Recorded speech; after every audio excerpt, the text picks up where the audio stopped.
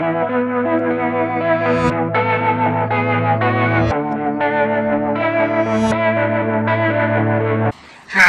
it's me, SweetPea, the friendly alien, and I just found out that there's a new movie coming out called Twilight that everybody is really excited about.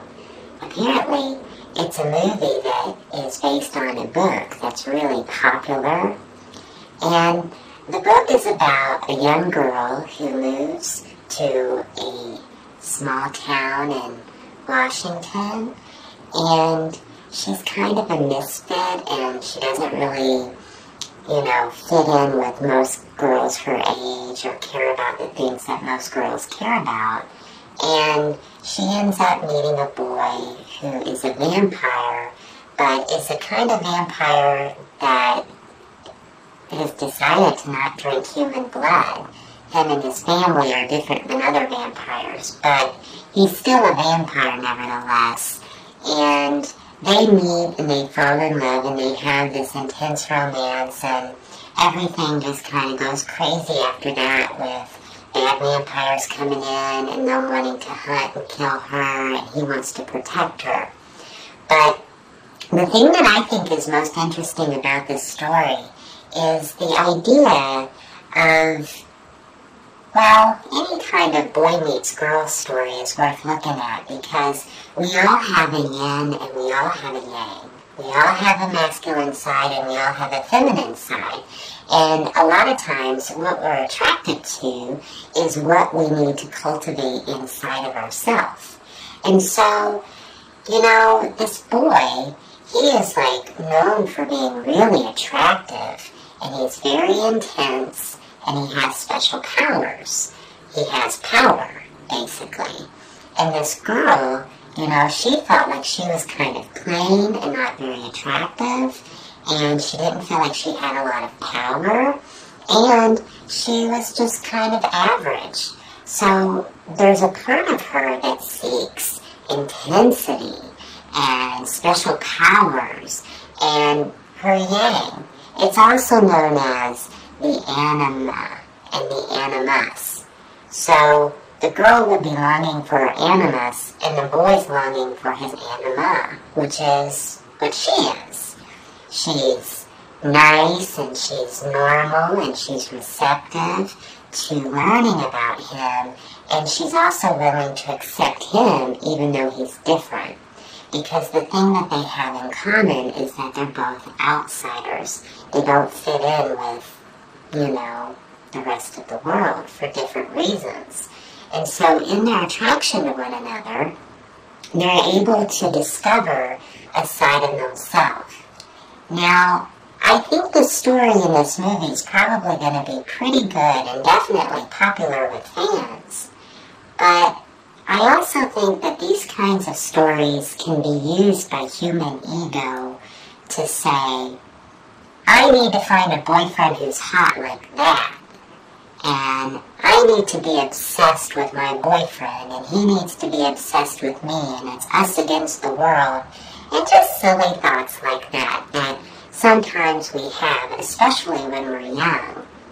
And so I just want to tell all the young people out there that as you watch this movie and enjoy these books, to think about what part of yourself is missing.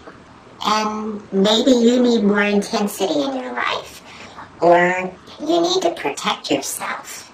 Because that's another thing in this story, is that the girl is being hunted by bad vampires, and the boy's job is to protect her.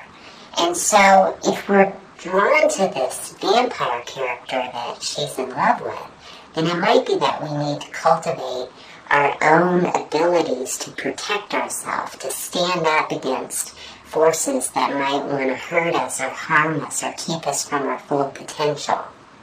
Because ultimately, we are all destined to integrate inside of ourselves, and our attractions are just mirrors about what we need to cultivate in ourselves. That girl is not going to be able to possess his intensity or his protection. She has to develop that in herself, just like he might feel deeply accepted when he's with her, but what if she's gone?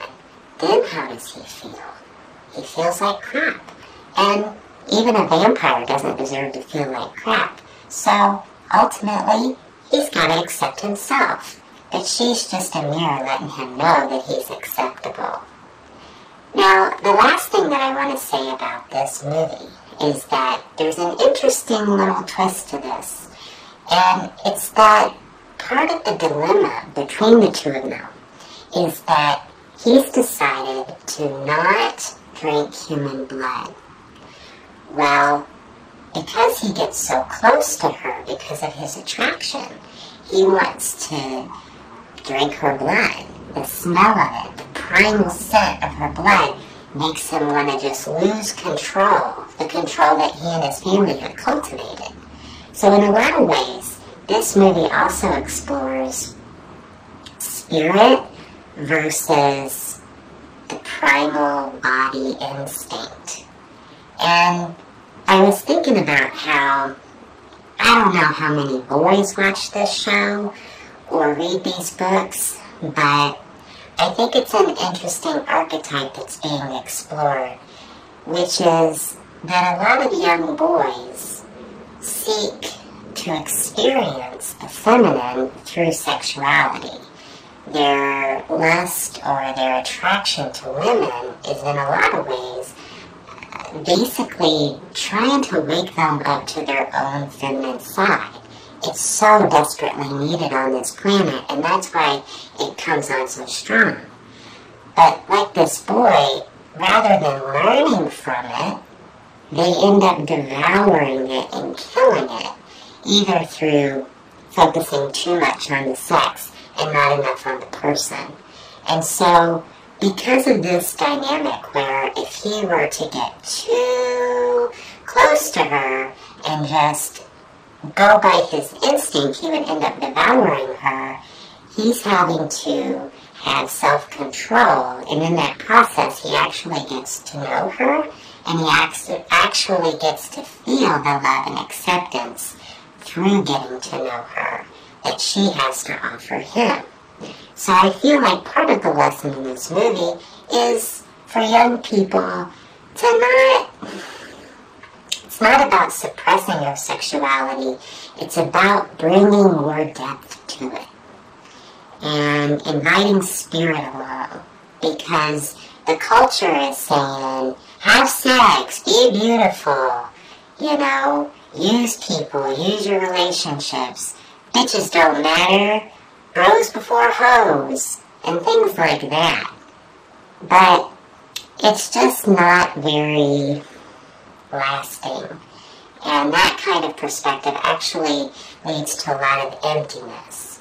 So while young people are trying to figure things out, and especially those of you who feel like outsiders, which I'm thinking that's probably the people who like the series, know that you can have friendships and close relationships with people of the opposite sex or even the same sex that you might be attracted to, and it can be something deep. And you find that depth by understanding what is it about the other person that you feel like you are lacking inside of yourself, and vice versa.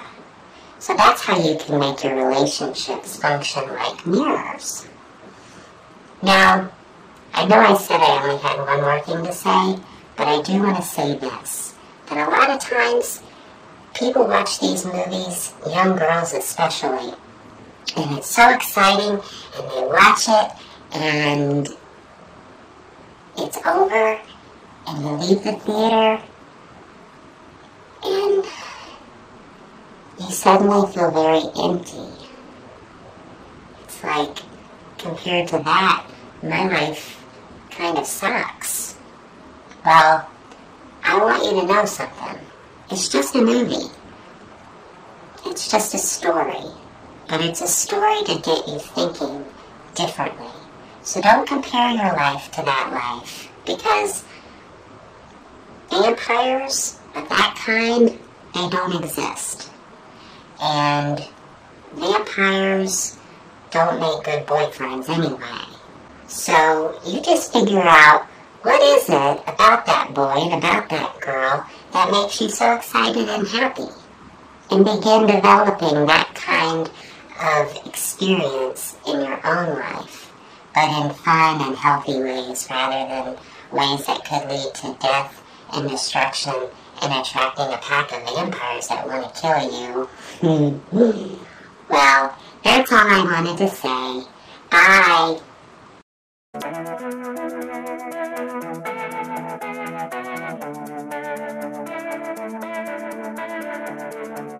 cut out the melodrama so we can wake up the whole wide world. Let's make up and start all over.